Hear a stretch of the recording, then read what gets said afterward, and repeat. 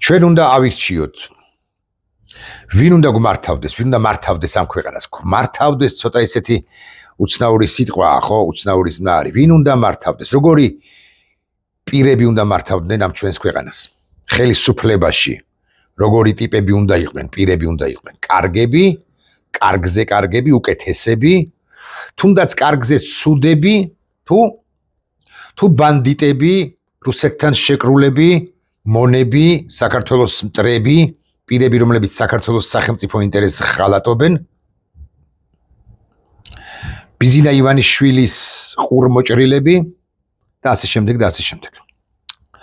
იმისათვის, რომ კარგად გავაცნობიეროთ, რატომ უნდა გვმართავდნენ თუნდაც კარგებზე უარესები, ან კარგებზე უკეთესები, ან კარგები და არა ბანდიტები, მე რამდენიმე წუთში გიამბობთ ერთ ამბავს, არა, თლად ზუსტი სიტყვა არ არის. მე გაგაცნობთ ჩემს პროგნოზებს იმასთან დაკავშირებით, რა ბედი გველის იმ შემთხვევაში, თუ ბანდიტები და მონები დარჩებიან ხელისუფლებაში. მაგრამ მანამდე, ვიდრე ამას ვიტყოდე, მე კიდევ ერთხელ მოგიწოდებთ, რომ დაფიქრდეთ და გააკეთოთ ეს ეგზისტენციური, ღირებულებითი, სწორი, მორალურ-ზნეობრივი და პრაგმატული არჩევანიც. ესე აიღოთ ორი პირი, ნებისმიერი ორი პირი, ბანდას ვინც ემსახურება, ან ბანდისკენ ვინც არის, ასე მაგალითად ლადო ბოჟაძე აიღოთ, შეხედოთ ლადო ბოჟაძეს, მოусმინოთ, აქ ვიზუალზე არ არის ხადია საუბარი. და მოусმინოთ მოქალაქეს, რომელიც ლადო ბოჟაძის კი არა ბიზინა ივანიშვილის მოწინააღმდეგეა. რამდენად ნათელი, თავისუფალი აზროვნება აქვს უკლებლივ ყველა ოპონენტს ბიზინა ივანიშვილისა, ვინც არ ხგავს, არ არის ლადო ბოჟაძე, არ არის ლადო ბოჟაძის გვარი, ნაირი. ლადო ბოჟაძე ხა რატომ ამოვარჩიე საბოლოო ჯამში? არა, ვერჩი ერთია, მაგრამ ესე ამოსაგა კენ კი რატოა? ვინ არის? ასეთი ლადო ბოჟაძე არის 99-ვე დეპუტატი საქართველოს პარლამენტში, უსახო უფერული ნაცრისფერი პირები, რომელთა ნაწილიც ასე ყელმოღერებით დადის და თავი ბევრ მათგანს ან ზოგ მათგანს ჭკვიანი ან გონიერი ჰგონია. აი, ნინო წილოსანს მართლა ჰგონია, რომ ის გონიერია, ან მარიამ ლაშხს. თავისუფალ კონკურენციაში ისინი ვერანაირ კონკურენციას ვერ გაუწევენ, ყველაზე უარეს სალახანასაც კი ოპოზიციიდან, რომელიც არ მოგწონს ხაზს უსვამ, მაგრამ ნინო წილოსანს რომ ჩამოაცილო ბიზინა ივანიშვილის აჩრდილი რომ არ იყოს მის ზურგს უკან ან მარიამ ლაშხის და არათუ მარიამ ლაშხის ან ნინო წილოსანის მამუკა მდინარაძის ზურგს უკან და ირაკლი კობახიძის ზურგს უკან რომ არ იყოს აჩრდილი ბიზინა ივანიშვილისა, ისინი თავისუფალ კონკურენციაში ასე ერთ-ერთზე ნებისმიერ რაიონში ასე მაგალითად მათსავე მშობლიურ რაიონებშიც კი უკანასკნელ სალახანასთანაც კი დამარცხდებოდნენ ოპოზიციის უკანასკნელ ცუდ ტიპთან მეთქი, რომლებიც ოპოზიციას რასაკვირველია ხავს, მაგრამ ყველა ცუდი ტიპი ოპოზიციაში რასაკვირველია ჯობია ირაკლი ზარქუას, ქსენებულ მდინარაძეს, ლაშხს, დიმიტრი სამხრაძეს, შალვა პაპუაშვილს, გია ვოლსკის, თუ სხვებს გია ვოლსკის რატო ვიცით? იმიტომ კი არა გია ვოლსკიმ მათზე მეტი არის ის, არა, მათზე მეტი იცის, ის მაინც საბჭოთა ფუნქციონერი იყო ერთი ხანობა 80-იანებში. წარმოიდგინეთ 80-იანებში. მერე გაეროშიც მუშაობდა ეს მაშინ დიპლომატიკაცი, მაგრამ გია ვოლსკიმ თვალებს რო ჭუტავს ხოლმე. სულზე ზარღვი გაიწყვიტა, ისევე როგორც რამდენიმე მაინც მინიმუმ რამდენიმე, ვისაც მე ვიცნობ, პოლსკისაც ვიცნობ და სხვებსაც ვიცნობ ამ ქართული ოცნების ბანდიდან.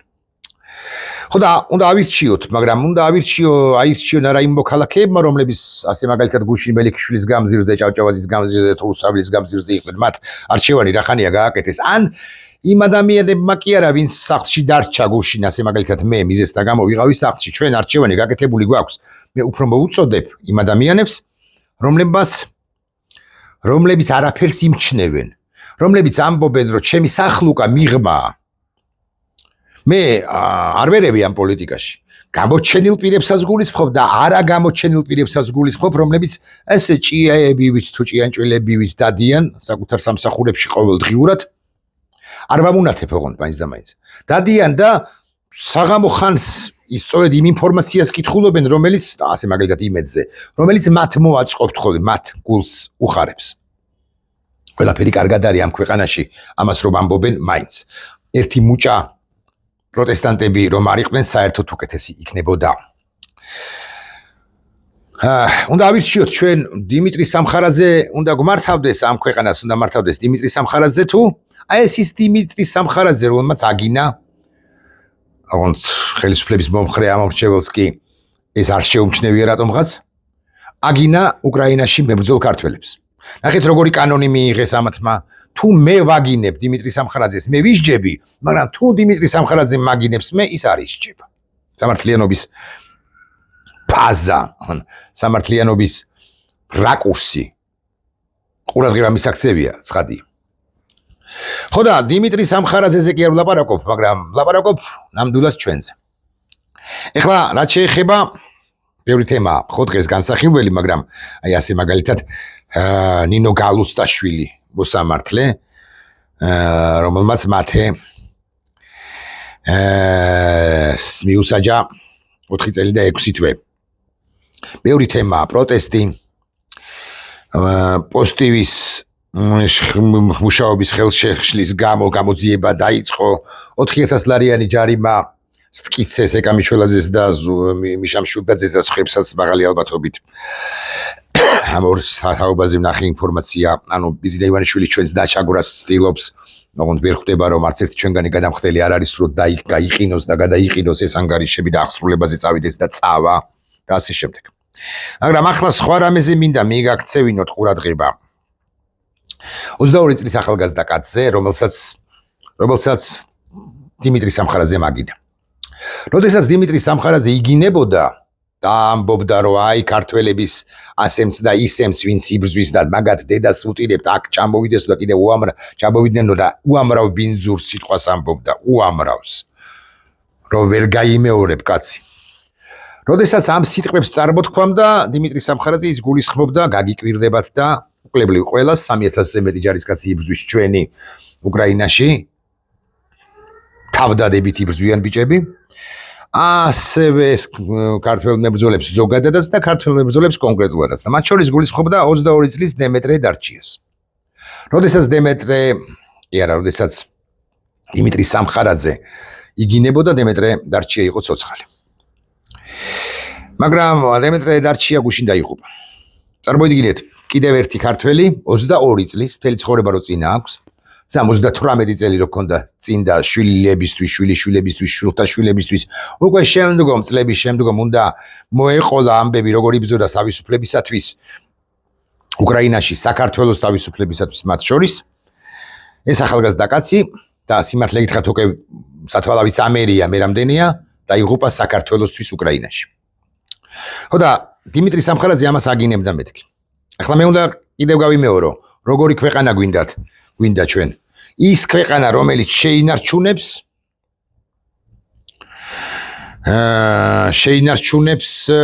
ხსოვნას ამ ახალგაზრდა კაცისა და სხვა დაღუპულებისა, თუ დიმიტრი დარჩიას ქვეყანა, თუ დიმიტრი სამხარაძის ქვეყანა.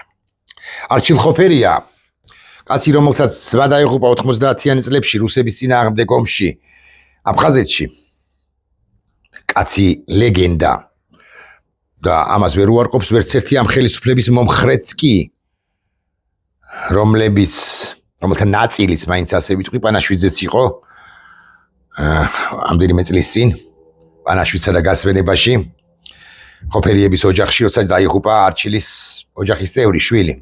კიდევ ერთი ოჯახის წევრი შვილი ამჯერად ჯამბულად. არჩილ ხოფერია წერს. როგორც მაშინ 33 წლის წინ დედას რა უთხრა ბიჭო. დედას შენს რა უთხრა დემე შვილო.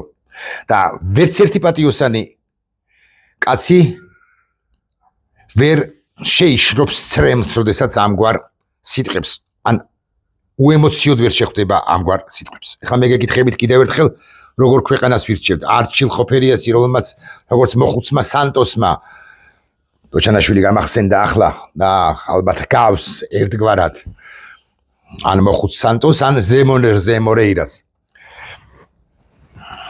არ ვიცი. შესაძლოა სწორედ რომ ზემორეირას, არ ვიცი. უნდა წაიკითხოს ლექციები უკვე შემდგომ გადარჩენილმა მოხუცმა სანტოსმა თუ ზემორეირამ არც ერთი გადარჩენილად არც მეორე 61-ში. და ჩვენ უნდა ყავდეს გადარჩენილი მოხუცი სანტოსი და გადარჩენილი ზემორეირა. ჩვენ უნდა ყავდეს გადარჩენილი ცოცხალი გმირები. ოღონდ გმირები და არა ფსევდო გმირები, როგორებსაც ქმნის ბანდა ქართული ოცნებისა. ახლა მე უნდა გესაუბროთ იმაზე, რას გვიპირებს ეს ბანდა და გვაქვს თუ რა დრო ჩვენ, დიდი დრო თუ ბევრი დრო, რომ ავიტანოთ და შევეგუოთ და შევეპყუოთ. ეს ბანდა ჩვენ გვიპირისპირდება, მაგრამ ჩვენთან დაპირისპირება ერთი ამბავია და მეორეა, რომ ჩვენს ისტორიას, ჩვენს აწყოს, ჩვენს მომავალს, ჩვენს სახელმწიფოს, ჩვენს ქვეყანას უპირისპირდება.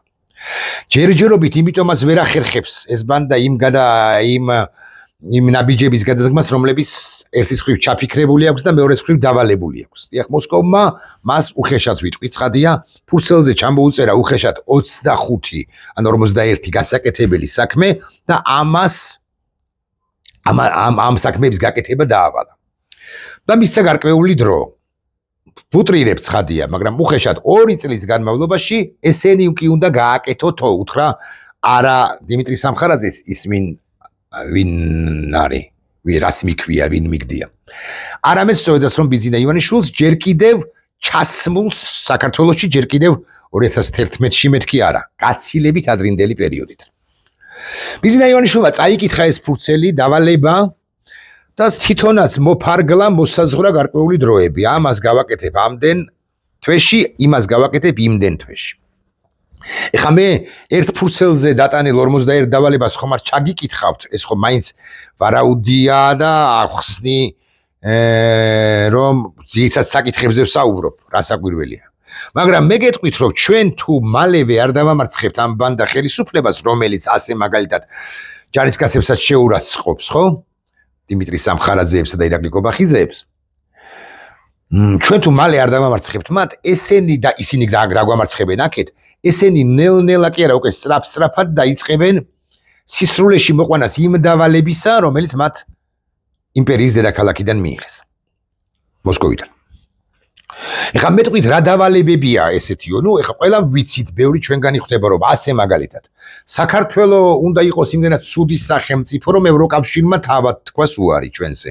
ოღონდ ამ პაპუაშვილებმა უნდა შესტენონ ევროკავშირს ბრიუსელს უთხრან რომ თქვან მასზე რომ შენ რაღაცა არ გვიღებ, შესაბამისად ჩვენც აღარ გვინდა ევროკავშირში. შენი ბრალია რომ ჩვენ არ გვიღებ ევროკავშირში, თორე ჩვენ კი მზად ვართ. მოკლედ ევროკავშირმა თავის მხრივ უნდა თქვას საქართველოზე უარი და არც ესენი უნდა ჩამორჩნენ. კი არა, შეიძლება დაასწრო, კიდეც ერთგვარად დაასწრეს გასული წლის ნოემბრის ბოლოს, როცა კობახიძე ბანდიტმა თქვა, რომ ჩვენ შევაჩერეთ ევროკავშირში ინტეგრაციის პროცესიო. ნატოსთან დაკავშირებითაც იგივეა.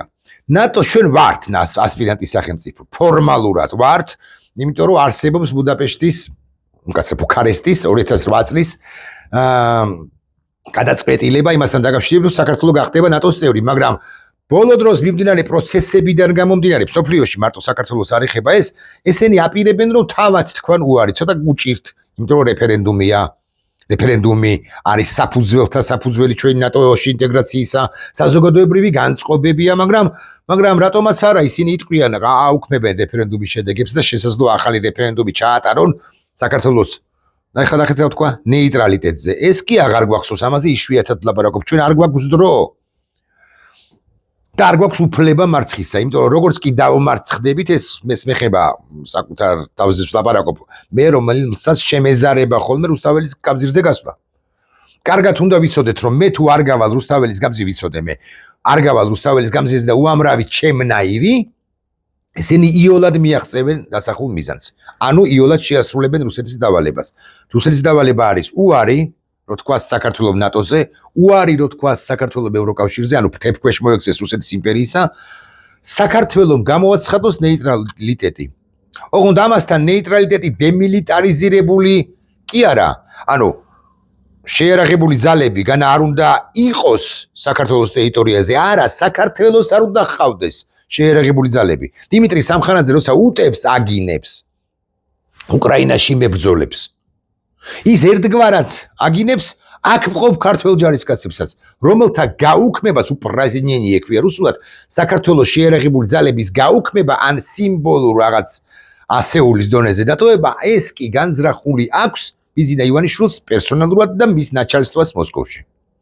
ოღონდ აქ დაკანონდება რუსის ჯარი, რომელიც იქნება არა მხოლოდ აფხაზეთსა და ცხინვალის რეგიონში, არამედ რატომაც არა, ასე მაგალითად კახეთში.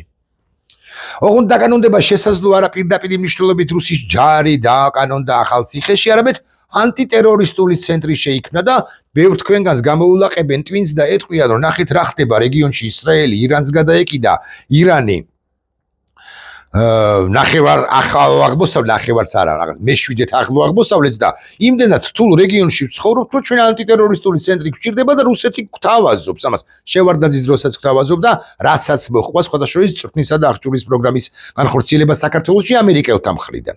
მაშინ ეს არ გამოუვიდა რუსეთს. ახლა იზვანიშვილი აპირებს, რომ შეასრულოს ნაჩალსტვა რო ხავს მოსკოვში იმათი დავალება, ანუ საქართველო იყოს ნეიტრალური სახელმწიფო ნატოზე და ევროკავშირზე ვთქვათ, უარი, ოღონდ აქ იყოს რუსული სამხედრო ბაზები და არა მხოლოდ გუდაუთაში თუ სოხუმში, არა მხოლოდ ჯავასა თუ ცხინვალში, არამედ ახალციხეში, კახეთში.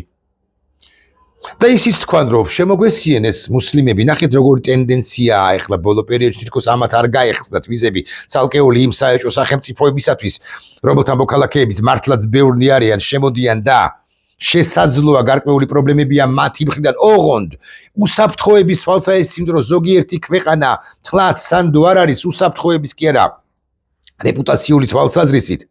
ასე მაგალითად პაკისტანს გაუხდეს თვითონ შემოიყვანეს და ახლა აპირებენ მათ გაშვებას, გაყრას, ესე ვიტყვი.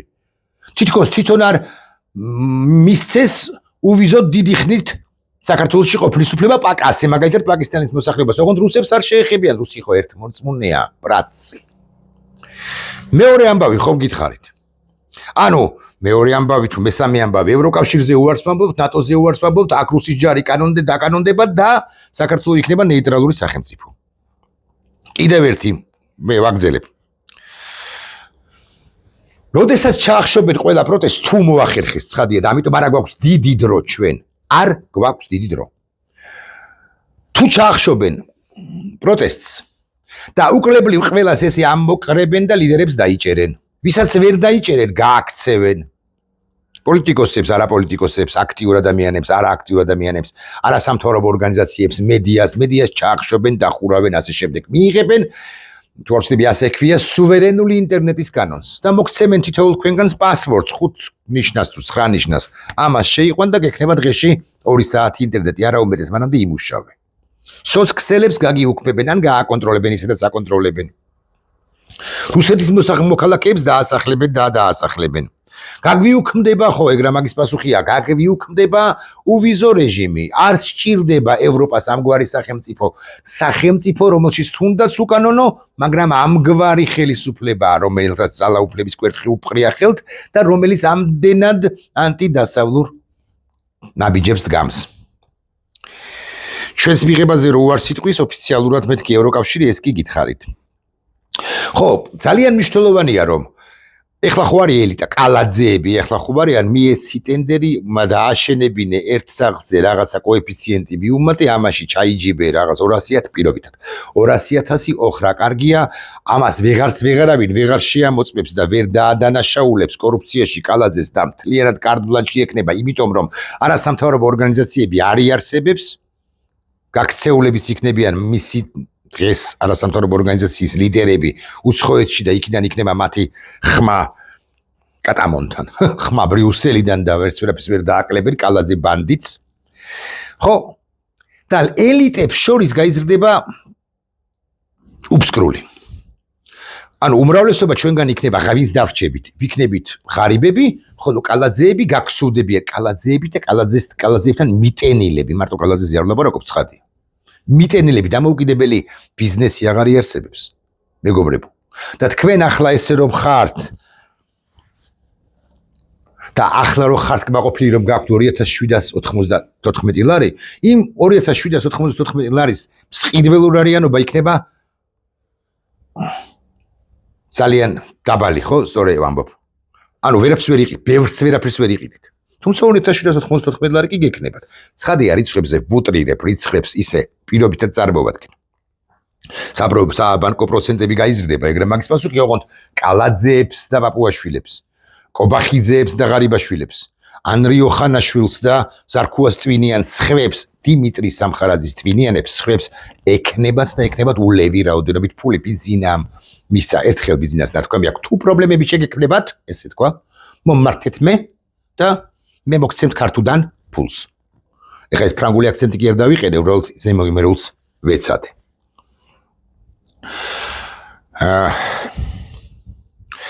ომი აი დღეს არის 13.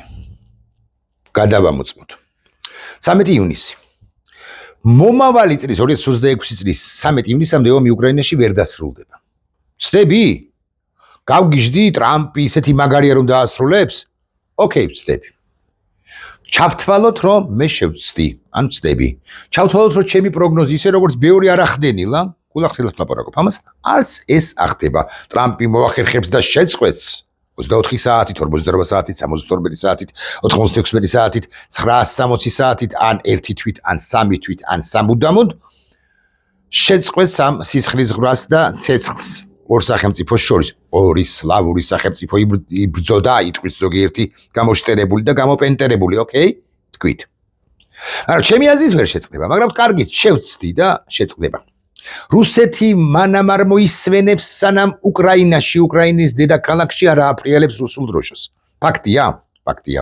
პუტინი დაბერდება უფრო, მაგრამ აი ეს ტვინრეცხვა კი არა, ტვინში ეს იდეა ფიქსი და რუსული იმპერიალიზმის, რუსული სახელმწიფოს საზღვრების გაფართოების ижური იდეა კი გაუათმაგდება, ავადარი. ხო და სანამ არ ააფრიალებს უკრაინის დედაქალაქში რუსულ სამფეროვან დროშას და არ დაიწყებს საბჭოთა კავშირის აღდგენას, არ აღადგენს საბჭოთა კავშირს, ვერ მოისვეს სიკვდილი თუ გააჩერებს მას. ასეა, ასეა. ამაზე ხომ მაინც ვთანხმდებით. ხო და ესენი თუ რუსეთთან დაალაგდებიან მომავალი წლის 13 ივნისამდე, ისიც რა მოხდება? ესენი მიიღებენ გადაწყვეტილებას, არა სხვაგორად ვიტყვი. ესენი თუ დაგვამარცხებენ მომავალი წლის 13 ივნისამდე, აი დაგვამარცხეს. გააუქმეს მედია არასამთავრობო ორგანიზაციები, დაიჭირეს პირები, ვიღაცა გაყარეს, ვიღაცას კატასტროფა მიბოხდა ამ ქვეყანაში, სრული უკუნეთი, ბნელეთი. ხო, წვდიადი. არის ამ ქვეყანაში ჩათვალეთ და მომავალი წლის ასე მაგალითად 13 ივნისს მიიღებენ გადაწყვეტილებას შემდეგს. რუსეთის შეიარაღებულ ძალებში ამა და ამ ხელშეკრულების კანონის მიხედვით ჩვენი შეიარაღებული ძალების ასეული საერთაშორისო ტერორიზმთან და კიევის რეჟიმი ტერორისტული არ დაგავიწყეთ. ბრძოლის კონტექსტში უნდა დაეხმაროს რუსეთის ფედერაციას და დედოფლის წყაროელებს, ხაშურელებს, ახალციხელებს, თელაველებს, ზუგდიდელებს, სენაკელებს, ბათუმელებს, ქობულეთელებს, ხელვაჩაურელებს, გორელებს. მიხვდებით ხო, რომ ახლა დავიწყო, შეიძლება 10 წუთის განმავლობაში ვერ დავთავრო რაიონული ცენტრების, ან სოფლებზე რო გადავიდე, მით უფრო სოფლების ჩამოსახილება. გამახსენდება ერთი, არ ვიცი, 200 სოფელი, მაგალითად. ხო? 200 მეერთეზე შეიძლება გავიჭედო. წაასხავენ თქვენს შვილებს. Специальная военная операция, ახალი специальная военная операция, ოპერაციის ფარგლებში. ახლა არ გამოხვიდეთ თქვენ. გასწირეთ თქვენი შვილები, დედასტირებიათ. ასე იფიქრეთ. თქვენი შვილები გასწირეთ სამომავლო ამგვარი უბედურებისათვის რუსეთის შემადგენლობაში, რუსეთის შეიარაღებულ ძალებში გაწვევისათვის და გარდაუვალი სიკვდილისათვის. იმიტომ რომ უკრაინელები სულ დამარცხდნენ ახლა და ტრამპმა მოვაწეიდოს ზელენსკის ხელი დაადგეს იარაღით, უკრაინელები მაინც არ გაჩერდებიან. და კიევს თუ შეუტევს, იქით შეუტევენ უკრაინელები, მაგრამ ეს მართლაც ტრამპის თქმის არ იყოს, მართლა იღუპება 5000 კაცი და ახლა როგორც იღუპებიან ასე მაგალითად ბურატები ან ჩრდილოკორეელები, ასე დაიღუპებიან თქვენივე შვილები დედოფლის წყაროში ვინც ცხოვრობთ, ან გურჯაანში ვინც ცხოვრობთ. და ვის შვილებსაც ბიზინა ივანიშვილის თავდაცვის უწყებად წოდებული ან თავრობად წოდებული ბანდა იტყვის, რომ იცით რა არის, ჩვენ გვჭირდება საქართველოს უსაფრთხოებისათვის პარტიორ რუსეთთან ერთად ბრძოლა უკრაინაში უკრაინის წინააღმდეგ. რომელიც თქვენგანი იტყვის უარს, ან დეზერტირობას არ მოგედავებიან თუ ძალით არ წაგიყვანენ ამ ხარებას კი რა ახალი ხარებას სიკვდილის ბრიგადები. ეხლა მე რო ვთქვა რომ დიდი დრო არა გვაქვს მეთქი და ეს ესე მოხდება მეთქი აგიკვირდებათ და ეს არის ჩამონათვალთა მხოლოდ ნაწილი, ანუ ამათ მიერ დავალებები ხომ მიიღეს დავალებათა მხოლოდ ნაწილი. ბიზინა ივანიშვილმა მიიღო დავალება. ასაგვირველია. ეხლა მე ამ ყველაფერს რო გიამბობთ, იმის კი არ მოგიწოდებთ, რომ ეხლა იარაღი აისხათ დედოფლის წყაროელებო და გურჯაანელებო კიდე თოხებით ჩამოხვიდეთ აქ. არა. რა თქმა უნდა. მშვიდობიანად და უკიდურესად მშვიდობიანად ესენი უნდა მივყვანოთ სადამდე და ვიმეოროთ ერთად არჩევნებამდე. და არჩევნებამდე რომ მივიყვანთ, ქართულმა ოცნებამ ამ არჩევნებში ან არ უნდა მიიღოს მონაწილეობა, ანუ ისეთი ვითარება უნდა შეიქმნას, რომ ბანდას, როგორც რუსეთის აგენტურას, არ მიეცეს უფლება არჩევნებში მონაწილეობის. ან მეორე ამბავი, თუ მიიღებენ მონაწილეობას მაინც და ვერ მივაღწევთ შედეგს, რომ ამათ საარჩევნო რეგისტრაცია გაუუქმდეს, მაშინ აპრიორი წინასწარ ისინი უნდა იყვნენ დამარცხებულნი, ანუ არ უნდა გამოიომონ, გამოიბრძოლონ გამარჯვება. კოორდინატორები არ უნდა ჰყავდეთ, მედია არ უნდა ჰქონდეთ, გაყალბების მექანიზმები არ უნდა ჰქონდეთ, არ უნდა ეპყრათ ხელთ და ასე შემდეგ. და ეხლა კიდევ ერთხელ, ვის ვირჩევთ? როგორი ფსიქოლოგიის, როგორი სოფლხედვის, როგორი განათლების, როგორი თვალსაწიერის, როგორი ფილოსოფიის პირებს ვირჩევთ? ვის ვაბარებთ ამ ქვეყანას ჩვენთან ერთად ვინ უნდა მართოს? დიმიტრი სამხარაძემ, რომელიც იგინება ბიზნეს ნებართვით? თუ ყველაზე უფრო სალახანა ოპოზიციონერმა თუნდაც რომელიც დიმიტრი სამხარაძეს კი არა, ირაკლი კობახიძეს ჯობს 57 თავით. მე ეს არჩევანი გავაკეთე, გაბრაზებული ვარ ნაციონალურ მოძრაობაზე. იცით როგორი გაბრაზებული ვარ? ვერ წარმოიდგენთ რამდენი სალაპარაკო მაქვს მე ერთიან ნაციონალურ მოძრაობაზე მიხეილ სააკაშვილიდან დაწყებული, დამთავრებული ყველაზე უკანასკნელით ნაციონალურ მოძრაობაში. იცით რამდენ პრეტენზიას წაუყენებ ნებისმიერს, აი გვარი გამახსენეთ. თინა ბოკუჩავას ამბატიეთინა. აკონ მინაშვილს. აგვარია ის. გიორგი ბარამიძეს. ჭყებს და იცით. წულუკიანს რო პრეტენზიები აქვს. იმეებს კი არა. ის ერთის მხრივ ბავშვობაა, მეორეს მხრივ არასერიოზულია, მესამე მხრივ ბოგონილია. ბარამიძის წინააღმდეგ წაყენებული ბრალდებები. აფრასიძეებთან დაკავშირებით. აფრასიძეები ბანდიტები იყვნენ რეალურად. მაგრამ მე ვდუმვარ. და ვდუმვარ იმიტომ, რომ ახლა ჩვენ სალახანებს კი არ ვებრძვით ან ცუდ ტიპებს. ან შეცდომიანებს. ახლა ჩვენ უნდა დავამარცხოთ ამოცანა არის ჩვენი საქართველოს მტრების დამარცხება და ბოლოს ბარემხა ვიტყვი. მედიის წარმომადგენლებზე ვიტყვი ბოდიშს ვიხდი. ახლა როგორი ამბავია ახლა მედიაში რა ხდება? ეს სამთავრობო ტელევიზიებია რო 4 ყავს, 5 ხო 4. პოზიტივი კატასტროფა სრული გემოვნობა და უდონობა, აი ყველა. იმედი ასევე რა ქვია იმას, რუსთავი 2 და საზოგადოებრივი მაუწყებელი. აი ამ ორ უკანასკნელზე ვიტყვი ხე იმაზე არც ხიც. თუნდაც იმედზეც ვიტყვი. მნიშვნელობა არ აქვს. ჟურნალისტები, ჩვეულებრივი ჟურნალისტები ამბობენ, იცით რა, მე ჩემ მოვალეობას ვასრულებ. მე ფაქტებს ობიექტურად გადმოვცემ. იცით რა, მე ყველა რასაც საჭიროდ ჩავთვლი, იმას ვაშუქებ. თქვენ ვერ მიკარდახებთ, რომ ეს კადრი გაიღოს ჩემ ოპერატორმა თუ ის კადრი. და არ აიღეს ასე მაგალითად სასამართლო პროცესზე გუშინ ოჯახის წევრები და ახლობლები მათესი მოთქვამდნენ და ცუდად გახდა, ოღონდ ის კადრი არ აიღეს. მე ჩართვას ვაკეთებ და ამას არ ვაჩვენებ, იმიტომ რომ ჩემი გადასაწყვეტია საბოლოო ჯამში. ხო არ უბერავთ თქვენს ყველანი ერთად და ცალ-ცალკე.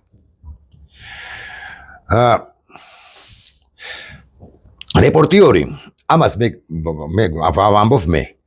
1995 წლიდან 30 წელია გასული. თავარ რედაქტორი, იმიტომ რომ მაგარი ვარ, სულ არა ვარ მაგარი. თავარ რედაქტორი 7 გამოცემისა, დამფუძნებელი 4 გამოცემისა, რედაქტორი არ ვიცი რა 15 შეიძლება რა 10-ისა და კორესპონდენტი კიდე 20-ისა, 20 მედია საშუალებისა. ტელევიზიაში არა ჭიპმოჭრილი, მაგრამ გაზეთებში და ჟურნალ გაზეთებში ჭიპმოჭრილი, ონლაინ მედიაში ჭიპმოჭრილი და საერთოდ ამ სფეროში მყოფი 20 ამდენი წელი გამოვიდა უკვე 13, 92-დან. 200-ზე მეტი სტატიის ავტორი, ევროკავშირის ექსპერტი თავის დროზე, მედია მონიტორინგის საკითხებში და ასე შემდეგ. ოღონდ ამას რო გიამბობთ, იმიტომ კი თავკერძო, საერთოდ თავკერძო, ჩემზე მაგრებიც არიან. კაცილებით მაგრებიც, ასე ვთქვი. დღეს დგას ასეთი დროება. ოდენ მშრალი ფაქტების გადმოცემა, განსხვავებით 90-იანებისაგან ან 2000-იანებისაგან, თუნდაც 2010-იანებისაგან, ოდენ მშრალი ფაქტების გადმოცემა არ შეიძლება. ჟურნალისტმა უნდა დაურთოს საინფორმაციო პოლიტიკა ხო გაქვთ? მოამბეში ასე მაგალითად. უნდა დაურთოს საკუთარი აქცენტებით, შეფასებებსაც არ ვიტყვი. რეპორტიორმა, კორესპონდენტმა, საავტორო გადაცემის წამყვანებზე აღარ ვლაპარაკობ, ეგ ხო ცხადია. უნდა დაურთოს საკუთარი აქცენტები. მაგრამ ამასაც თუ არ აკეთებს, მაშინ თუ ობიექტურობაზე აქვს პრეტენზია, მაშინ უნდა აიღოს და ყველაფერი გააშუქოს. ოღონდ ამ გაშუქებისას ვერ აცდება და არ უნდა აცდეს თუ საკუთარ ემოციების გადმოცემას, ემოციების და თუ სხვათა ემოციების ასახვას. მაგალითად, თუ ქალი ტირის, კამერა არ უნდა მიატრიალო და მომღიმარ ადამიანებს არ უნდა გადაუღო. სწორედაც რომ ტირის მოთქვამს ძიმე დღეშია ეს უნდა აიღო და როცა მიკროფონი გიჭირავს, ავიღეთ პულტი. ხო? შეგიძლია თქვა, რომ ძიმე მდგომარეობაშია მათეს ოჯახის წევრი თუ ახლობელი. ჩვენ ხედავთ, რამდენად ძიმე მდგომარეობაშია ახლობელი. ამის თქმა, რომ ამის არ თქმა საერთოდ არ შეიძლება. მაგრამ ასე თქვა, რომ ზოგიერთი შეფასებით ძიმე მდგომარეობაშია მათეს ახლობელი, რომელიც მოკდა ლამის. ზოგიერთი შეფასებით რა შენ თვალი არა გაქვს, ყური არა გაქვს თუ ნამუსი არა გაქვს, არა ნამუსი ზოგადად რომ არ გაქვს. ამიტომაც ედავებიან ჟურნალისტებს ხშირ შემთხვევაში სასამართლო შენობასთან მისული და სხვაგანაც მისული რიგითი მოქალაქეები. გადმოეცით თქვენი მოსაზრება, კარგით. ვერ გაგიგებინეთ, გავიგე. შეფასებებს ბასიკო ბაღლაფერიძეები გასწავლიან იმას, რომ გადმოეცით მშრალი ფაქტები. კარგით, რატომ არის დასმული კითხვა მოსამართლისათვის? ან არ ვიცი ვინმესთვის მანდატურს, შინაგან საქმეთა სამინისტროსათვის. მანდატური ხელს რომ ჰკიდებს და ძალით რომ გაყავს კალბატური ამ კაცს, რატო არ იღებთ და ტოკ-შოუში რატო არ არის დასმული კითხვა ამგვარი? რატომ ჩაგრავთ ადამიანებს? ეს არ გესმით. მე მგონი არაფერი არ გესმით. ეხლა მესამე მთავარი. სულ ვიმეორებ ამ მაგალითს. 1921 წელს რომელიმე თქვენგანს რო ჰქონდა კამერა Sony. კარგი, საუკეთესო მიკროფონი. ბოია მაქვს მე. ბოიაზე ბევრად უკეთესი ხო ჩართულია. დი ჩართულია, მასად არის მწვანე, აგე. ხო. ბოიაზე ბევრად უკეთესი მიკროფონები. კამერა Sony, გარჩეულებრივი მიკროფონი, რაღაცა შტატივი, დადგა რაღაცა, მანქანის წახვედი სასამართლო პროცესი, არა სასამართლო პროცესი, ამიშალად მიტინგს აშუქებ. ოღონდ 1921 წლის 23 თებერვალია ასე მაგალითად. შემოსულები არიან წითელ არმიელები საქართველოში თქვენ კორესპონდენტები. აღარ ვლაპარაკობ ტოქ-შოუების წამყვანებს. ასე მწყაზარი სახით და უდრტინველად აშუქებთ ორივე მხარეს. ბატონი სერგო ორჯონიკიძის თქმით, ის სულაც არ აპირებს საქართველოს ოკუპაციას და უბრალოდ მას სურს მენშევიკური სოციალ-დემოკრატიული მთავრობისაგან საქართველოს განთავისუფლება, რათა მშრომელებმა უკეთ იგრძნონ თავი. ეს უნდა გადმოგეცათ. ახლა თუ გგონიათ, რომ განსხვავებული ვითარებაა, წარეთ ცდებით. ბიზინა ივანიშვილი სახლში ხომ მიდიხართ და ხოდებთ ბალიშზე თავს და ხო ხვდებით, რომ ბიზინა ივანიშვილი საქართველოს აბარებს რუსეთს, ოღონდ განსხვავებით სერგო ორჯონიკისაგან 11 არმია კი არ შემოსულა აქ, 11 არმია აქ შექმნა სისხლის მსმელთა, ბანდიტთა, დიმიტრი სამხარაძეთა არმია. მოგწონთ დიმიტრი სამხარაძე და ხარება? დავიჯერო? და თუ მოგწონთ შესაბამისად ხართ, 11 არმიის გამправებლები მარტივია. ამიტომაც გიშლით ხელს ჟურნალისტური საქმიანობის განხორციელებაში. დიახ, გიშლით ხელს. თუ თქვენ ხართ რუსებისკენ, მე გიშლით ნოვოსტი თუ რა ქვია რუსების RTR რომ შემოეთრეს, იმასაც შეუშლით ხელს და დაიწყებს გადაცემას, რომ вы знаете, в Грузии происходят революционные процессы против великолепной власти грузинской мечты. ამას როგორც კითხვის მოვკიდებთ კეჩოში, თქვენ არც გკიდებთ, ხო? კეჩოში ხელს და გავათრევთ. და გაათრევენ, ესე ვიტყვი. ისი ჟურნალისტური საქმიანობისათვის ხელი შეშლა იქნება, განა არა. მაგრამ რუსებისათვის, რომლებიც დეზინფორმაციას გადმოცემენ და სხვაობაა თქვენსა და აი რუსთავიორი ჟურნალისტებს მიმართავთ თქვენსა და უმრავლესობას მიმართავთ, რომ ეხა იქ 1 2 5 კარგი პატიოსანი ადამიანი მიცნობ კიდეც, ხო? ეხა იცით რომ გიცნობთ, ან იცით რომ მეც მიცნობთ და ან თუ არ ვიცნობთ ერთმანეთს, ვიცით ერთმანეთის თაობაზე. რიგითი კორესპონდენტი არ შვება ამას ტოქ-შოუს წამყვან საზოგადოებრივ მაუწყებელში რა უშლის ხელს, რომ დასვას კითხვა კრიტიკული პაპუაშვილთან და კითხოს ამას რომ აკეთებ და ნუ მიმართავს მაინც და მაინც ასე შალვაია რუსო, ნუ ეთქვის, მაგრამ ამას რომ აკეთებ, შენ უწყობ თუ არა ხელს უფსკრულს საზოგადოებაში, რაც არის ჩემი მაკა თამთა ლია ნინო მზია რა მნიშვნელობა გვინც ხართ ჩემი როგორც საავტორო გადაცემის აზრით ეს არის რუსეთის ოცნება არ მიგაჩნიათ რუსეთის ოცნებად